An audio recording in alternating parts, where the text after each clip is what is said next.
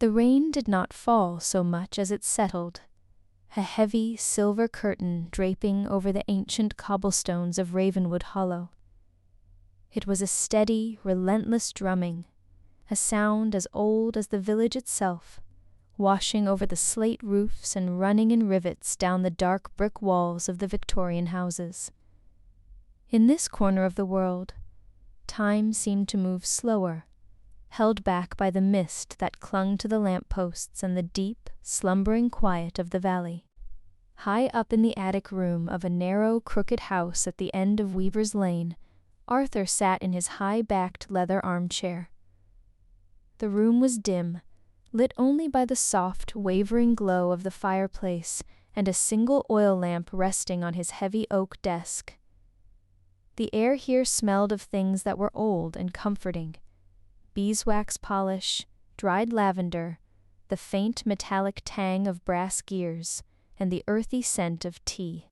Arthur was a clockmaker, a man whose life was measured in ticks and tocks, in the slow, deliberate swing of pendulums. But tonight the clocks had been wound, their work done. Tonight his only task was to listen to the world outside preparing for sleep.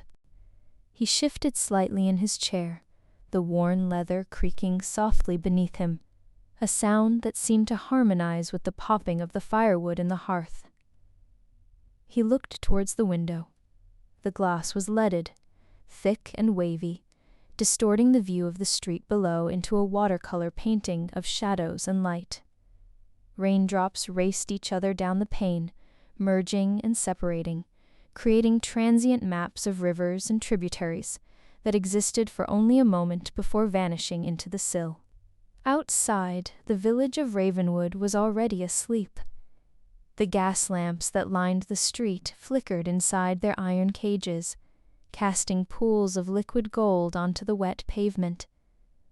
The light reflected off the puddles, shimmering like scattered coins in the darkness. There was no wind tonight, only the rain.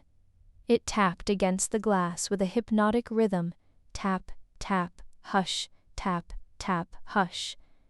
It was a lullaby sung by the sky to the earth, promising that there was nowhere else to be, nothing else to do.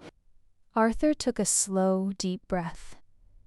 He could feel the warmth of the fire reaching his toes, wrapping around his ankles like a heavy woolen blanket. The cold of the Victorian autumn was kept firmly at bay by the thick stone walls of his home. He felt a profound sense of safety here, in his sanctuary of time and silence. On the small table beside him sat a cup of chamomile tea. Steam curled lazily from the rim, dancing in the firelight before disappearing into the shadows of the ceiling. He reached out, his fingers brushing the warm ceramic. He lifted the cup, inhaling the floral, apple-like aroma. It was a gentle scent, one that signaled the end of the day. He took a small sip. The warmth spread through his chest, loosening the knot of tension that always seemed to reside between his shoulders. With every exhale, he felt himself sinking deeper into the cushions of the chair. His eyes wandered around the room. It was a cluttered space, but organized in a way that only Arthur understood. Shelves lined every wall, filled with boxes of springs, glass domes, and books bound in faded cloth. In the corner stood a grandfather clock, a towering giant of mahogany. Its pendulum swung with a slow, majestic gravity. Tick-tock, tick-tock. It was a heartbeat, slow and steady, perfectly synchronized with the rain outside. It did not demand attention, rather, it provided a grounding anchor, a reminder that everything was in order. Arthur closed his eyes for a moment, letting his other senses take over. He listened. Beyond the rain, he could hear the house settling. The wooden beams groaned softly, expanding and contracting as the temperature shifted. It was a friendly sound, the house adjusting its bones for the night. Somewhere downstairs, the family cat, a large gray creature named Barnaby, jumped from a sofa, a soft thump followed by the patting of paws on a rug. He opened his eyes again. Heavy-lidded now, he watched the flames in the hearth. They were dying down, transforming from leaping tongues of orange to a bed of glowing, pulsating embers. They looked like breathing jewels, fading from bright yellow to deep crimson. The light in the room softened further, drawing the shadows closer, making the space feel smaller, more intimate. It was a cocoon of shadow and warmth. He thought about the village beyond his window. He imagined the baker, Mr. Abernathy, extinguishing the ovens for the night, the smell of yeast and flour settling into the floorboards. He imagined the librarian, Mrs. Higgins, locking the heavy oak doors of the archives, the dust motes dancing in the final beam of her lantern before total darkness took over. He imagined the horses in the livery stables, shifting their weight in the straw, their warm breath creating clouds in the cool night air. Everyone and everything was winding down. The entire world was turning inward, seeking the comfort of rest. Arthur placed his empty teacup back on the saucer with a delicate clink. The sound was sharp but brief, instantly swallowed by the velvet silence of the room. He decided it was time to prepare for bed. But there was no rush. There was never a rush in Ravenwood Hollow. He stood up slowly, his joints popping quietly. He walked over to the window one last time. The street below was completely empty now. A lone carriage stood parked further down the lane, the rain varnishing its black roof. The world looked cleansed, washed anew by the persistent downpour. The rain seemed to be falling softer now, or perhaps it was just that his mind was quieter. The aggressive drumming had faded into a consistent, gentle whisper. Hush, hush, hush. He turned away from the window and walked to his desk. He picked up the oil lamp, turning the small brass dial to lower the wick. The flame shrank, becoming a tiny blue and orange bead of light. Shadows stretched long across the floor, reaching out to the corners of the room. Holding the lamp, Arthur moved towards the door of the attic. He paused by the grandfather clock, placing a hand on its smooth, polished wood. He could feel the vibration of the pendulum through his palm. It was a connection to the passage of time, but tonight, time felt circular, looping endlessly in this moment of peace. "Good night," he whispered to the room, to the clocks, to the rain. He opened the door, the hinges giving a low whine, and stepped out onto the landing. The hallway beyond was cool and dark, leading towards the bedrooms. As he began to walk, the floorboards sang their familiar song beneath his feet, guiding him towards sleep. Behind him, inside the study, the fire finally settled into ash, and the rain continued its eternal, soothing vigil over the sleeping village. Arthur stepped out onto the landing, the door to his study clicking shut behind him with a sound no louder than a snapping twig. The transition was immediate. While the study had been a womb of concentrated warmth and firelight, the hallway was cooler, draped in a refreshing, airy stillness. The air here held a different scent, fainter, smelling of the lemon polish used on the banisters, and the sweet, dusty aroma of old velvet curtains that hung heavy at the far end of the corridor. He stood still for a moment, allowing his eyes to adjust. The oil lamp in his hand cast a warm, spherical glow, a small island of light in the sea of shadows. The darkness here wasn't frightening, it was soft and fuzzy, blurring the sharp edges of reality. Outside, the rain had changed its tempo. On the steep roof directly above the hallway, it sounded different than it had against the study window.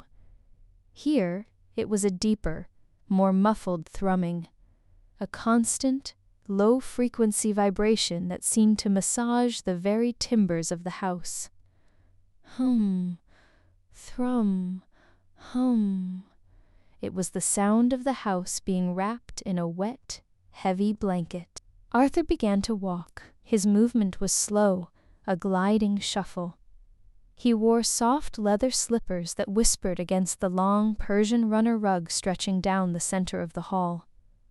The rug was threadbare in places, worn down by generations of feet walking this same path to sleep. He knew every inch of this floor. He knew which board would give a soft groan under his weight, and he stepped on it gently, acknowledging the house's voice like an old friend. Creak, hush. He passed the portraits lining the walls. In the flickering lamplight, the painted faces of his ancestors seemed to be sleeping too, their eyes dark, their expressions peaceful. He passed the top of the staircase, glancing down into the cavernous dark of the ground floor. It was a well of silence. The only sound rising from below was the rhythmic, distant tick-tock of the hallway clock, muffled now, like a heartbeat heard through water. He reached the door to the washroom.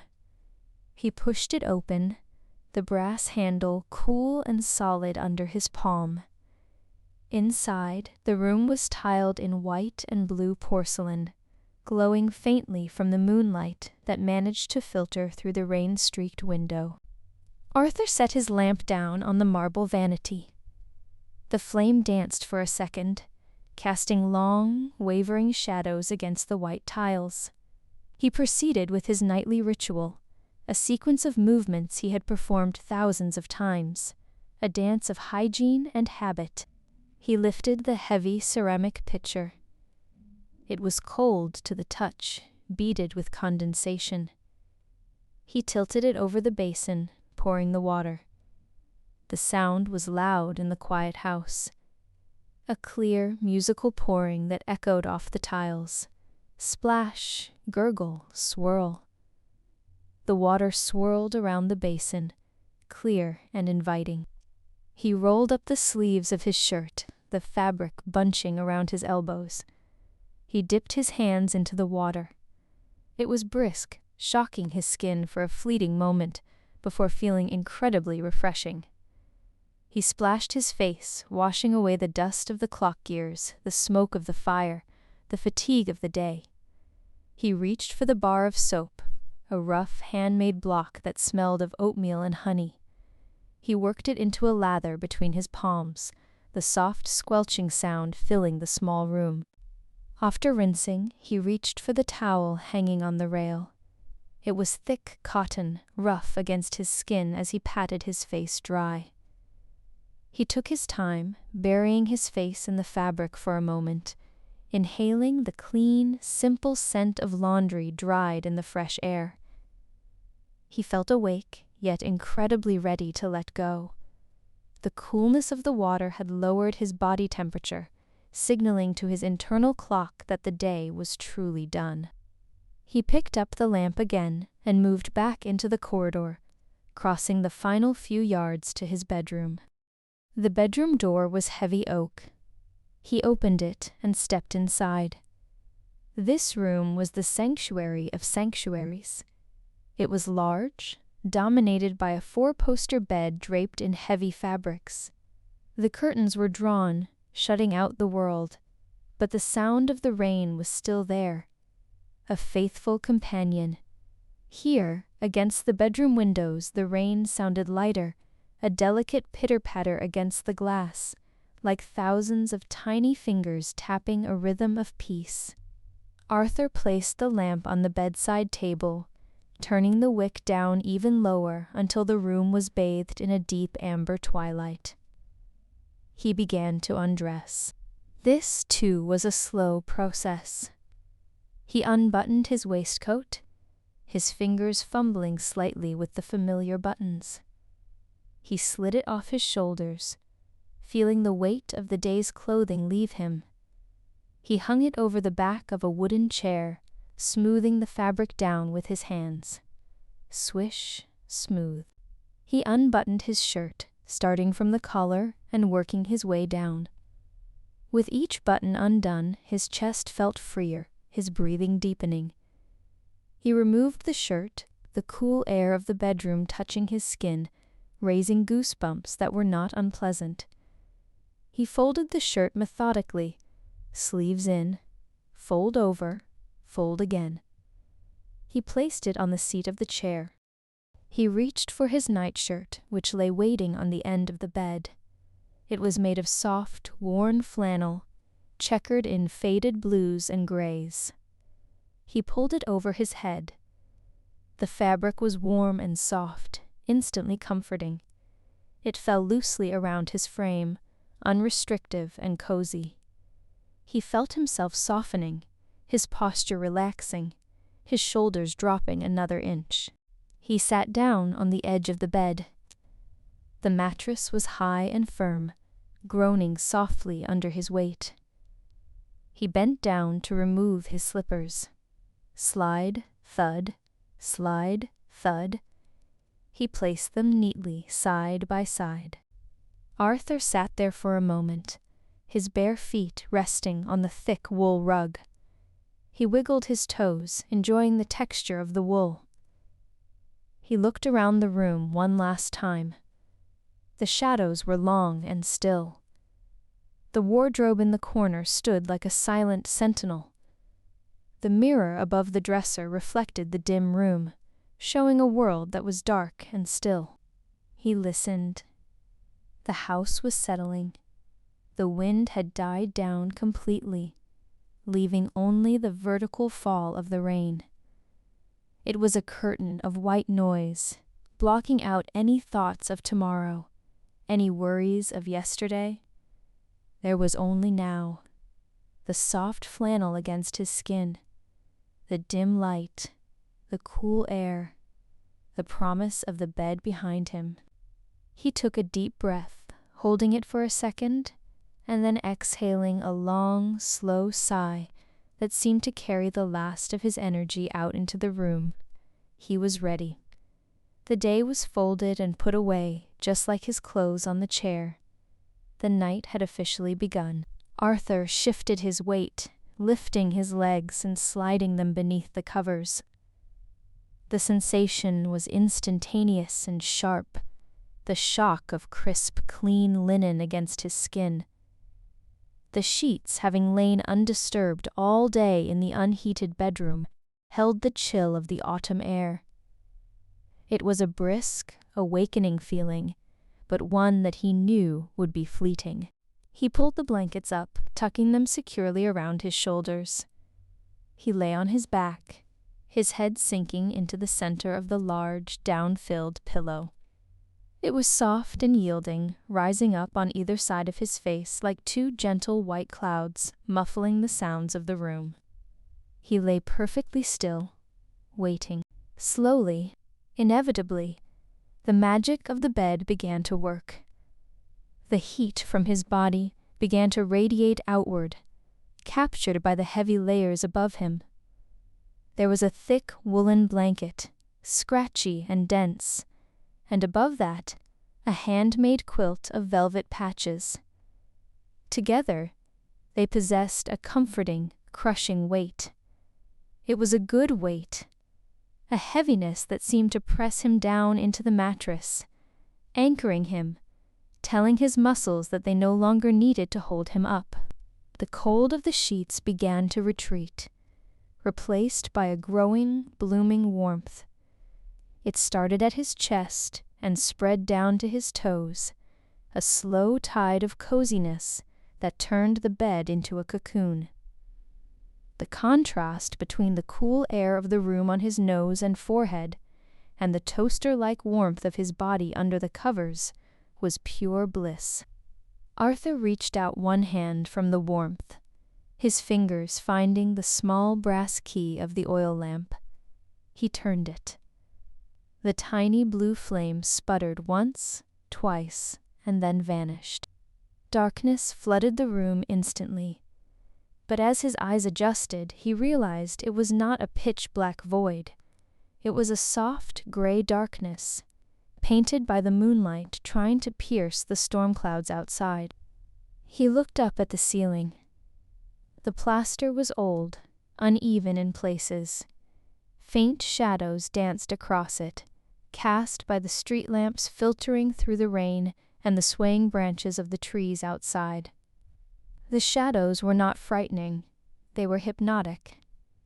They moved like lazy fish in a dark pond, drifting left, then right, changing shape in slow motion.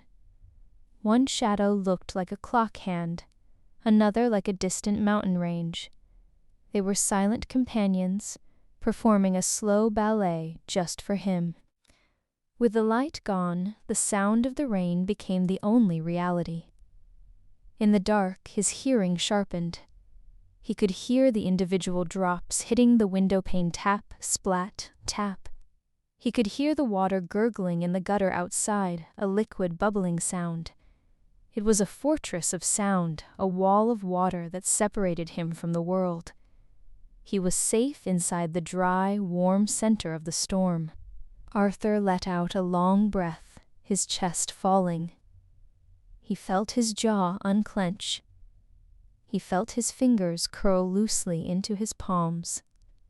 He felt his feet fall away from each other. Every tension, every tiny knot of stress from the day dissolved into the mattress. To help his mind let go, Arthur played a game he often played on rainy nights. He summoned a memory. He decided to leave the gray, wet village of Ravenwood Hollow for a moment. He closed his eyes. In his mind's eye, the darkness turned to green, a vibrant, living green. He was back in the high woods on a midsummer's day. The air in his memory was not cold and damp. It was warm, smelling of pine needles baked in the sun and dry earth. He imagined himself walking down a narrow path carpeted with moss. He could feel the phantom sensation of soft, springy ground beneath his boots. Above him, the canopy of ancient oak trees was so thick that the sky was a mosaic of blue fragments. Beams of golden sunlight pierced through the leaves, creating columns of light that illuminated dust motes dancing in the air. Komorebi, the Japanese called it, the sunlight filtering through trees. He walked slowly in this memory. He could hear the buzzing of a lazy bumblebee, a low, droning sound that was heavy with summer drowsiness. He passed a brook, the water clear and sparkling over smooth river stones. The sound of the memory brook began to mix with the sound of the real rain outside his window.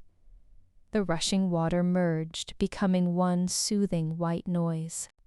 In the memory, he reached out and touched the bark of a tree. It was rough and warm. He took a deep breath in the dream forest, filling his lungs with oxygen produced by 1,000 leaves.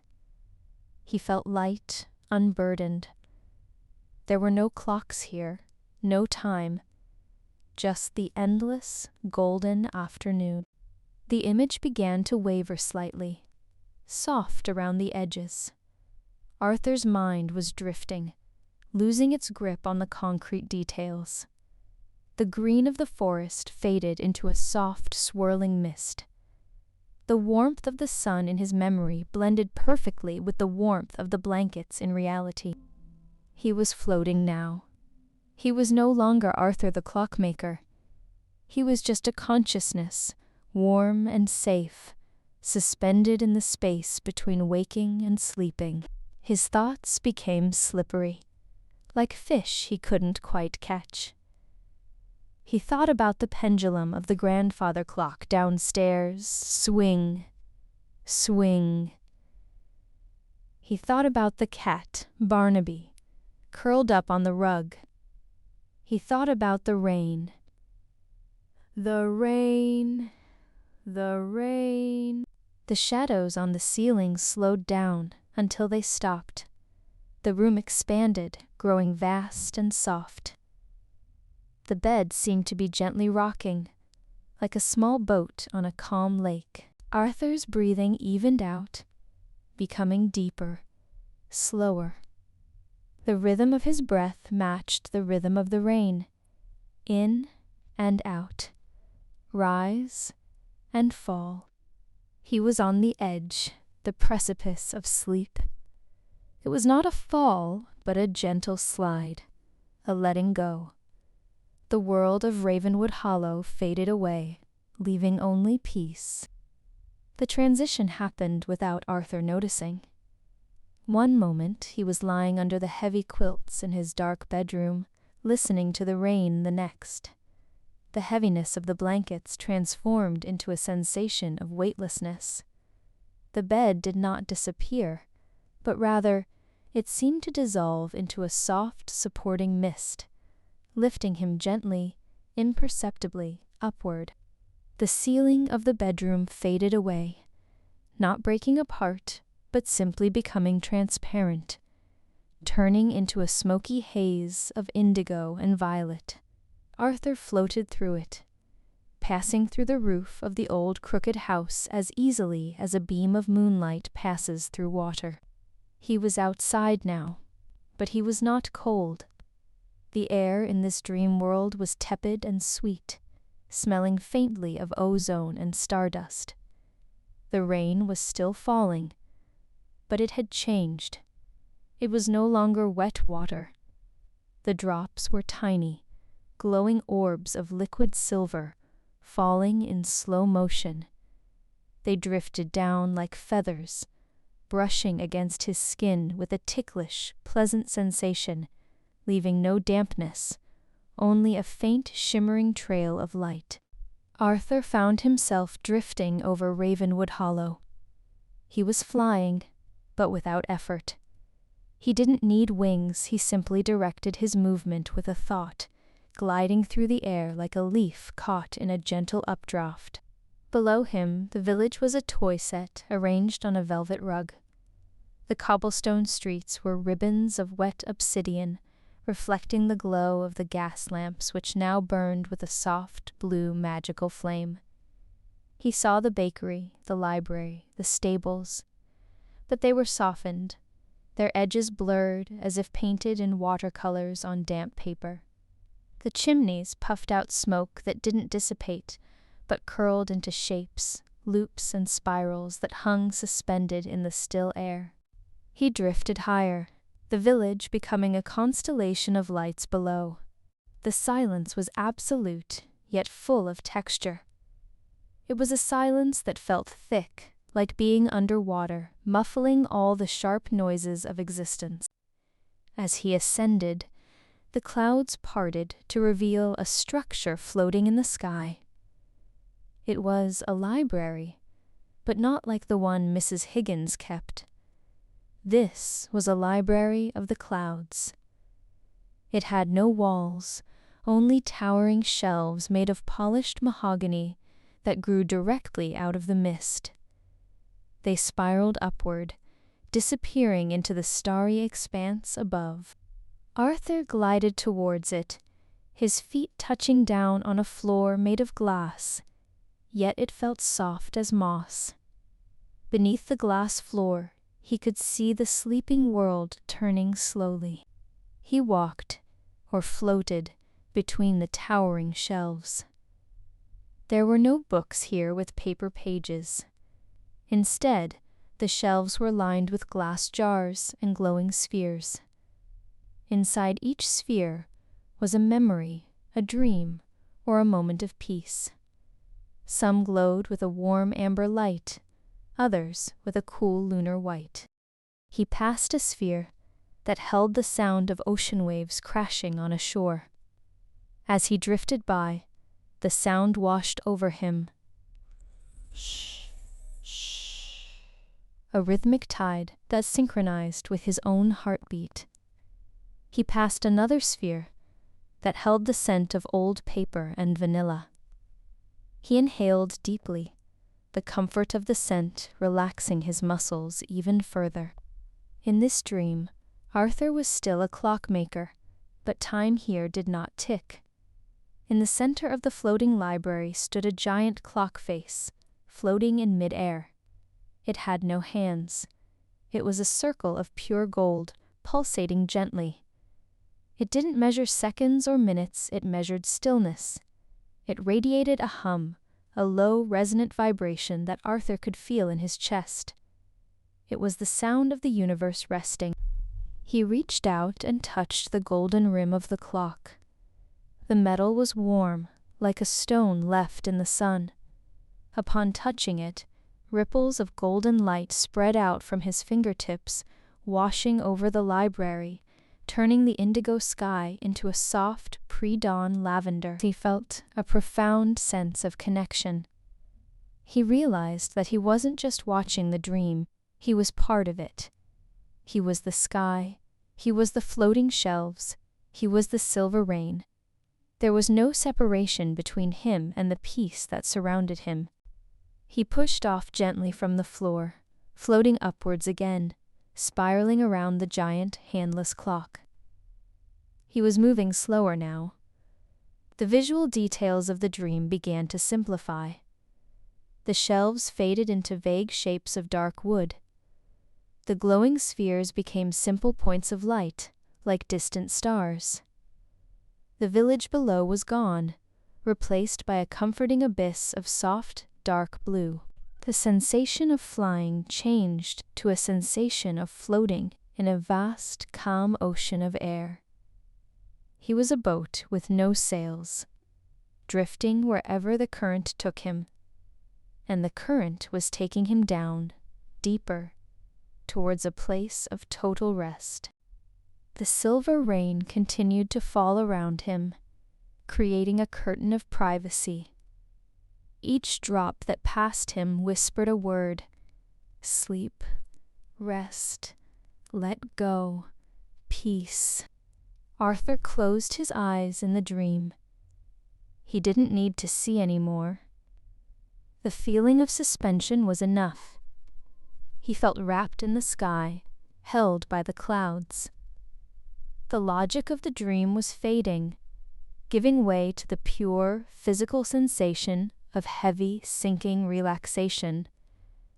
The magical library dissolved into mist, the mist dissolved into shadow, and the shadow wrapped him in a warm, loving embrace. He was ready to leave the dream of flying and enter the void of deep, restorative sleep. The journey was over. The destination was here.